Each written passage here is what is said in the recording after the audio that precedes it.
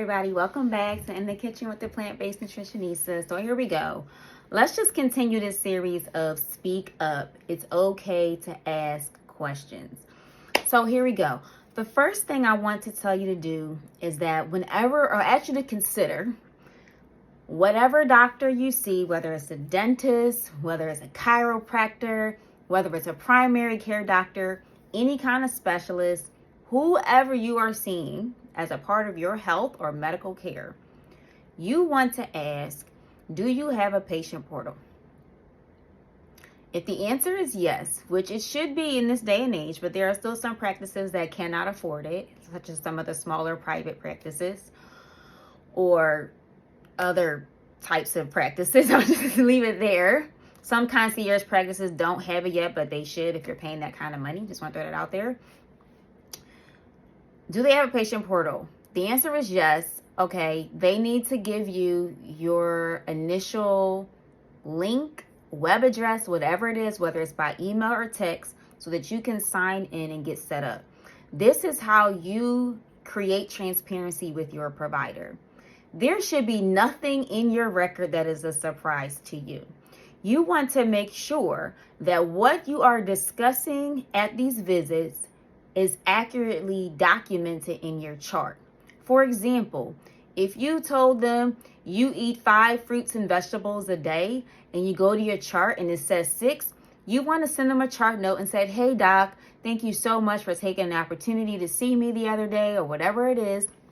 I noticed that my record said I ate 6 fruits and vegetables, but we discussed 5. Now, this may seem silly or minute, or your doctor may say, oh, it's not important, I'm not updating your record. No, here's a problem with that. Because the next doctor is going to take what that doctor wrote or that practitioner wrote at face value. They don't know it's not important. They don't know if it's important at all. And so the integrity of your record is crucial, because decisions are being made by the next practitioner based on what's written. They're not always picking up the phone, calling a prior practitioner saying, hey, did you really mean that? Was this just one of those things? Was it just a common error? You want accuracy in your record. That's a part of advocating for yourself. And if your provider says no, and you are part of a health system or a hospital system, you can file an appeal to medical records. You can start with the practice manager and file a complaint essentially and say, hey, this is not what we discussed.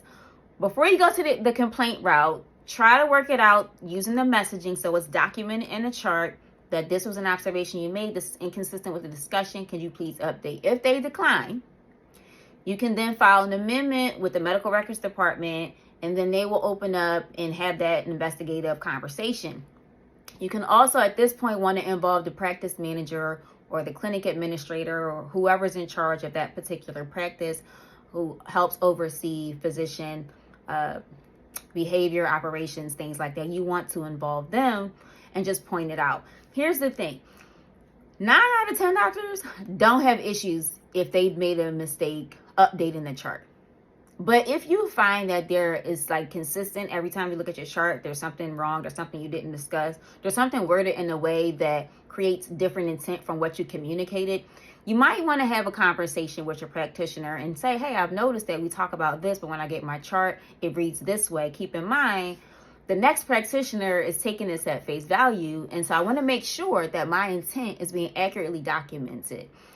They, again, should not have a problem with that. Most don't, because, again, most docs out there really do love their jobs and are really in it to make sure that you have the best health outcomes. But there are some, for whatever reason, feel like you can't tell them anything. They're not changing it, take it or leave it. Okay, you have the opportunity at this point to decide if this is a safe relationship for you with this practitioner. If you feel like, you know what, I don't have the energy, I don't have time, I'm not going to deal with this, fine. Thank them for their services. Go identify somebody else who aligns with you and transfer your care and be done with it. No hard feelings.